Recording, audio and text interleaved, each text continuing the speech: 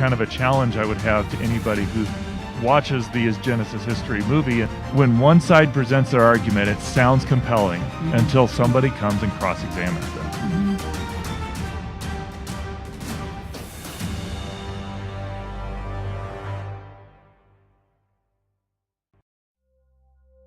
Welcome back, everyone.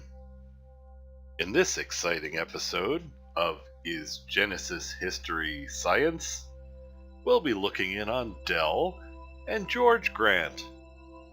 George Grant is a PhD and a pastor, sort of a PhD pastor.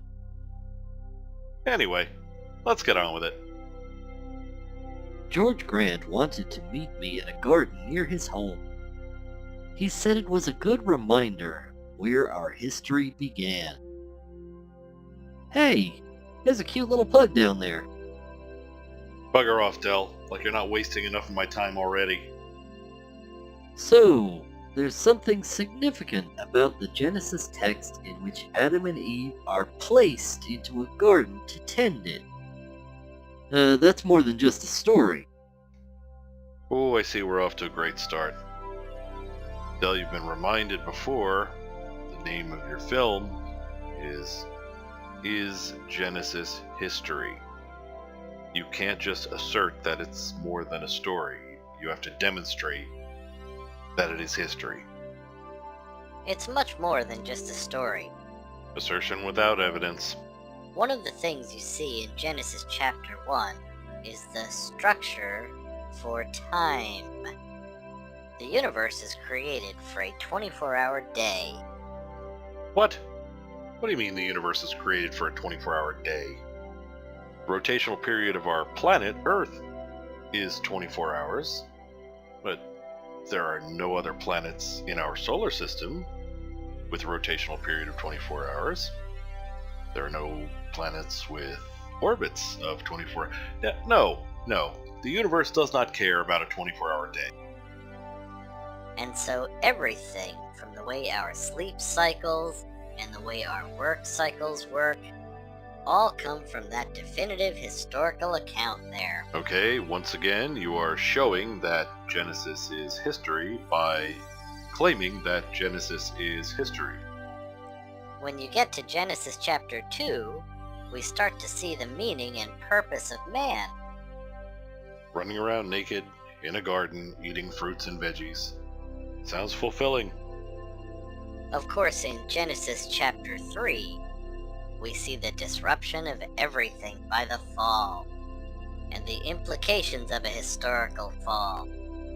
An actual man and an actual woman who actually yielded to actual sin have implications all through the rest of the Bible.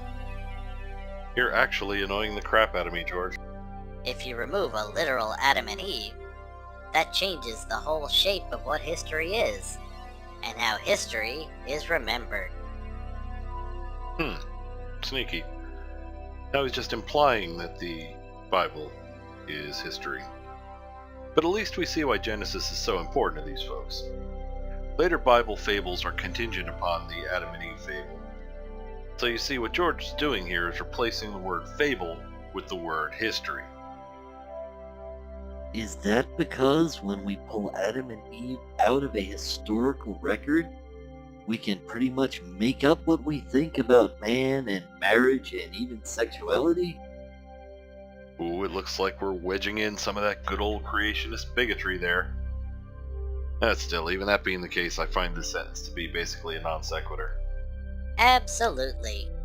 The Apostle Paul understood the events of the early chapters of Genesis as formative, not only from our understanding of history, but for relationships between men and women and their children, the character and nature of marriage, rightness and wrongness, and moral relations, including sexuality. All of that is assumed from those early chapters of Genesis, oftentimes quoting the passages verbatim. And apparently it was necessary to repeat the earlier bigotry, just in case anyone missed it. Additionally, It appears that the Apostle Paul was well versed in the earlier fables. This also lends no credibility to those earlier fables. It seems that even Peter is taking that event of the flood, for example, as a historical event, and laying it in the context of what he's pointing to, a judgment that will come. So even judgment is a part of understanding that historical record. Okay, so Peter knew the stories too, and you've yet to produce a single shred of evidence that Genesis is actual history. You cut things off from history, and you lose sight of the meaning of all of it. Well, I guess it's a damn good thing that what we're talking about here is unsubstantiated stories, as opposed to actual history. I think most Christians, when we talk about, for example, the life of Christ, those are understood to be historical accounts. Well, you may be right about what most Christians think, but unfortunately there's not a whole lot of evidence to corroborate that story either. Why is it that when we look at the account in Genesis, that we have a tendency not to want to do that? We have a tendency not to do it because we're constantly exhorted not to see it that way. From the culture around us? The culture around us. Or it might be because Genesis is full of scientific impossibilities.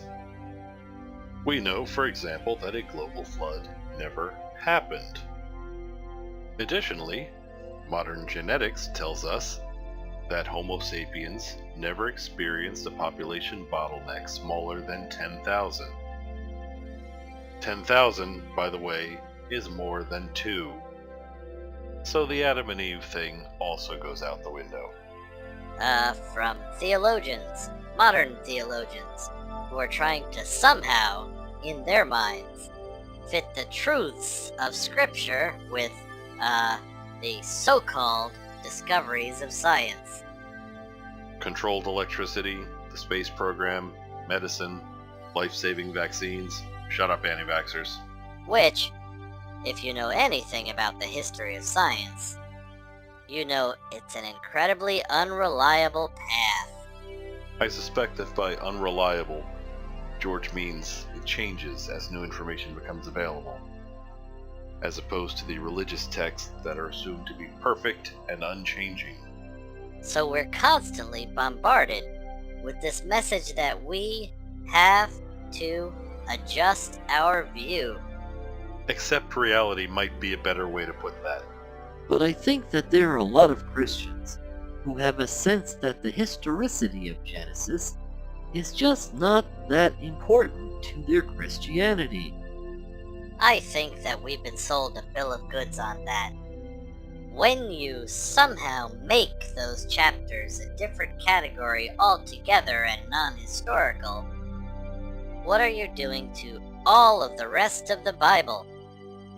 The Bible that assumes that it is true. The Bible that treats it as historically true. The Bible that refers back to all of the characters that are there.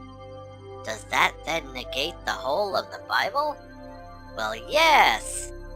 And that's exactly what the strategy was of the higher critics of the 18th and 19th centuries. They knew if you could somehow attack the first 3 or the first 11 chapters of Genesis, you've done away with the whole thing. Well, there we have it. The creationists are terrified of the domino effect. Disprove Adam, no original sin. Salvation is not needed. The disturbing part here is that this last rant by George seems to indicate that scientific discovery and learning about the real world in general are to be avoided at all cost. Seems the path back to the Dark Ages is a short one indeed. Well, George, all of this brings us back into the notion that the history that's recorded in Genesis, or even any true history at all, is critical for us to understand what is going on around us. Yeah, in fact, it reminds us of how important history is in anchoring all of the other human disciplines. It is history that helps to inform science, so that science can begin its journey of discovery in the world.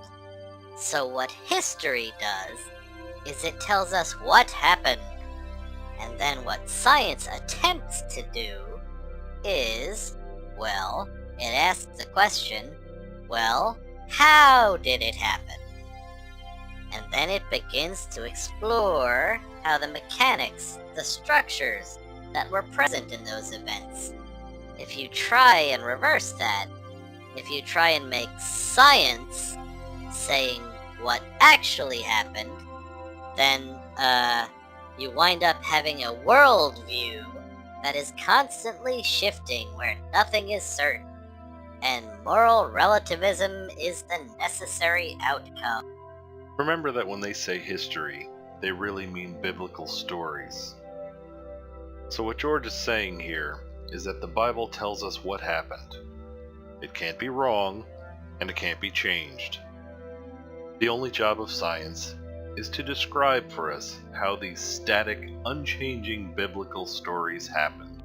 Does anyone else see anything wrong with this? And God has given us that bedrock. He's given us that foundation in that historical record. He's given it to us in that historical record, going all the way back to Genesis chapter 1, and the garden. Right up till the end, just keep repeating the word history. I think this is the most painful video I've encountered so far. Anyway, that's about it for this episode. Thanks for joining us. We'll see you next time.